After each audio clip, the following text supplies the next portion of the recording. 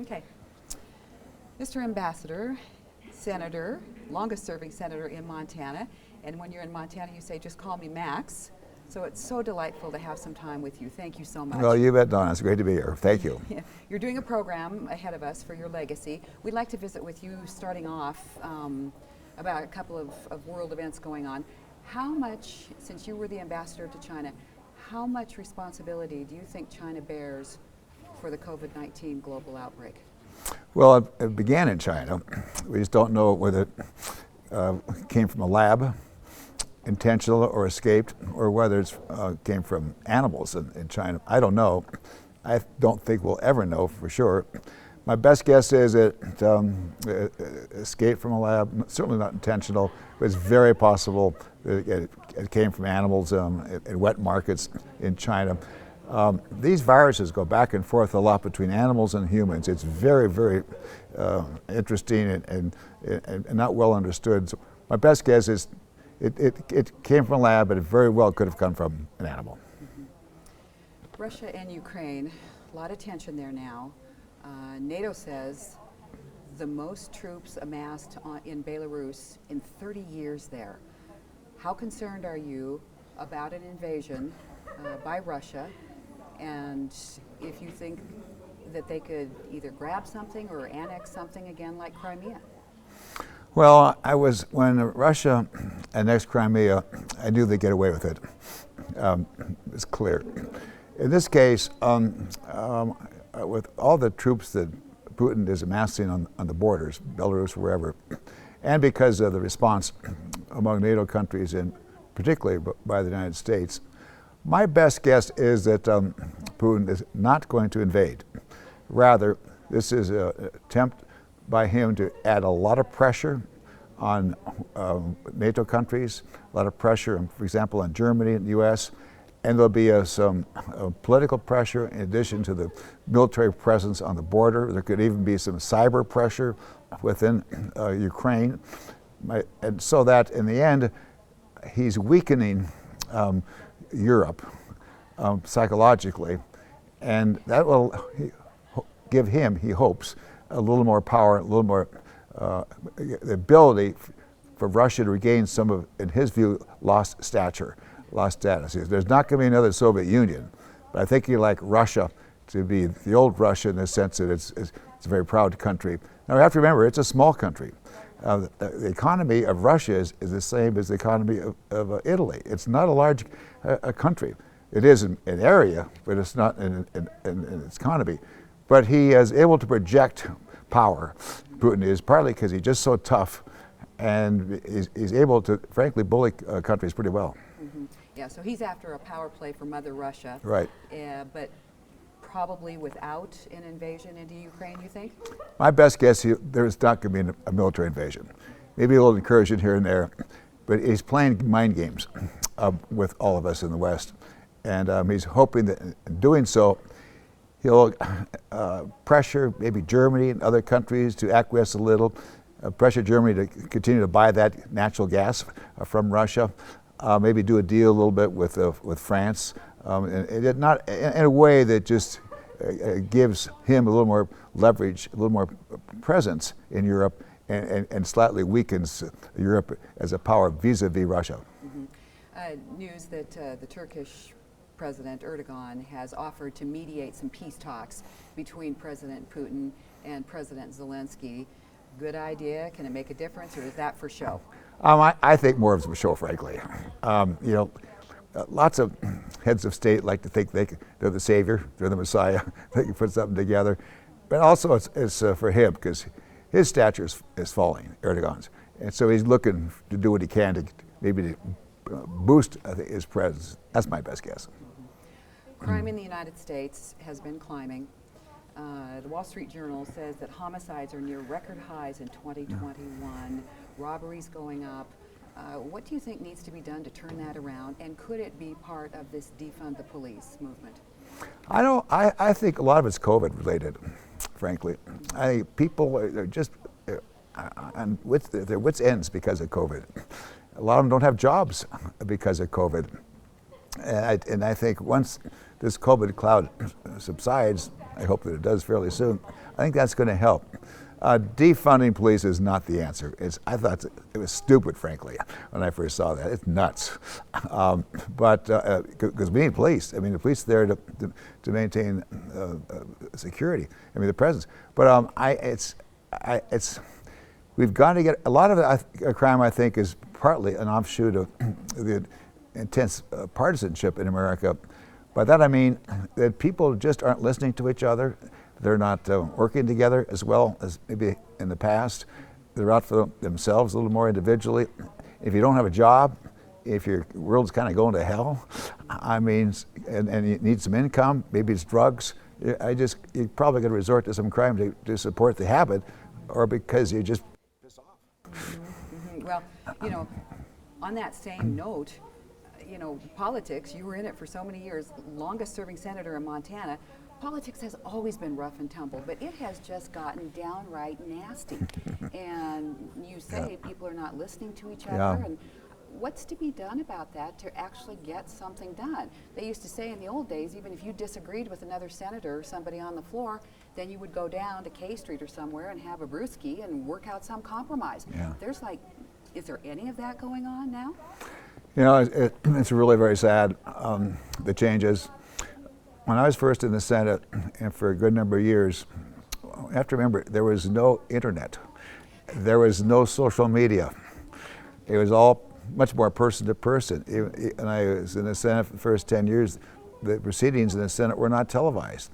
So the senators couldn't grandstand in front of cameras to their constituents or to whomever. So a lot of partisanship, I think, is due to technology. Because people can do their own thing. They could say whatever they want to say. Social media doesn't have to be truthful. And we become tribalized. We're our little cocoons, this group and that group. And that's our anchor. That's kind of, it's given us our sense of identity. But it's a wrong sense of identity because, in most cases, because it's not listening. Frankly, to get along, you got to listen to the other person's point of view. And I mean, really listen, not just check the box, but really listen. And I think a lot of people today just don't listen as much. It's harder to listen. It takes a little effort to listen.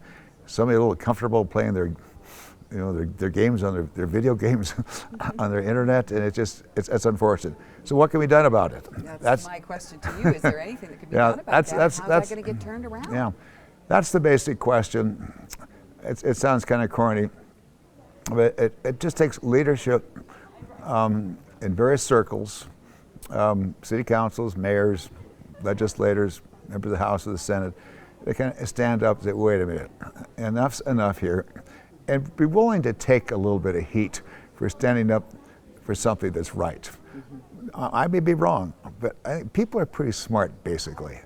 So if you stand up for what's right, I think more people would kind of listen. Than someone might think. When people start doing that, I think then we'll start to turn around this excessive partisanship. It is nuts. It is crazy right now. It's a lot different than when I was back there. I loved my job when I was in the Senate. I don't know if I love it as much now, frankly, as I did then. Yeah, so leadership and listening. What about inflation? You must have seen some inflation like in the 70s. Was there something that was done then that maybe could be applied now for this inflation that's the highest in 40 years? Well, the lesson in the 70s was brutal. I mean, Paul Volcker was then chairman of the Federal Reserve and raised interest rates up to about 20%. And I can remember talking to him, just pleading, please don't. Montana's a small business state. Small businesses can't begin to withstand interest rates that high. Big business could withstand higher interest rates much more easily than can small business. No, don't do that. He just kind of looked at me. But that's what the Federal Reserve did back then, higher interest rates that broke the back of inflation. And right now we're seeing the Federal Reserve starting to crank up interest rates because of its concern that inflation is starting to creep in. I don't like it, but I think it's the right thing to do. Top couple of issues that you think need to be tackled this year. Well, certainly COVID, and it's just there's no question, it's a scourge. It's just terrible, and we've just got to pull out more stops to get this more under control. Other than that, it's we've discussed it, but it's partisanship. Yes. It's hard to find solutions to that, but it's undermining our country, and it's awful. Infrastructure bill. And I lived several years in China. I mean, anybody who goes to China is just blown away with the infrastructure. That is the high-speed rails, the big buildings, the airport terminals, the railroad terminals. I mean, it is just, it's so modern, it's so efficient. And we don't have it in America. We have to. And a lot of that would include fiber optics laid everywhere so that everyone in our country has access to high-speed internet. That's an awful lot of it right there. We also fundamentally help make America stronger than it is today. By that I mean a stronger economy. I mentioned infrastructure. It's the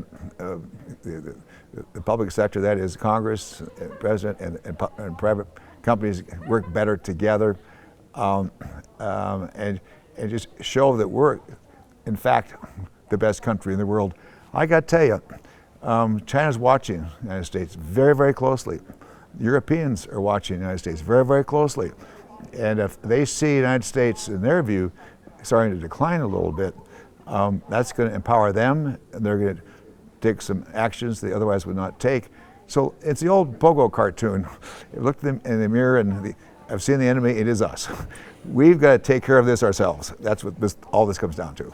With your legacy, a couple of projects that you worked on that you're particularly proud of.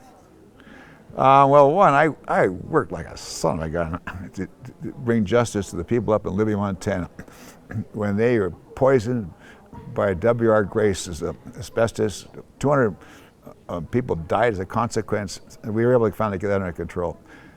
In addition to the strong conservation issues I've undertaken, the Legacy Project, which that's up northern part of the state, around near Kalispell, several 100,000 acres, just take it on a checkerboard ownership to get that together. Add to that is the health care bill. I chaired the Finance Committee, which is the committee had primary jurisdiction over health care back in 08, 09, and through there. It didn't solve all our health care problems at all, but it got some control over health care costs, but also able to get some control over the insurance companies. For example, prior to that point, insurance companies would deny health care based on pre-existing conditions. Well, we put a stop to that. We say, oh, no. You insurance company, you cannot deny health care based on pre-existing conditions. So those are a lot of, and add to that, we had a really good staff, really good office. I was so proud of them. The casework, we helped so many people in Montana. I'd say over 1 million cases, 1 million different Montanans over the 36 years I was in the Senate, and that gives me a lot of pride. I got to tell you, it's so easy, though, when you're working for Montanans. I used to say at town meetings all the time, and I meant it. I have 900,000 of the world's best bosses. Now, we had only 900,000 population back then, but it is true. I'm just the hired hand. You guys, my employers. I work for you, and I'm so lucky to have 900,000 of the world's best bosses.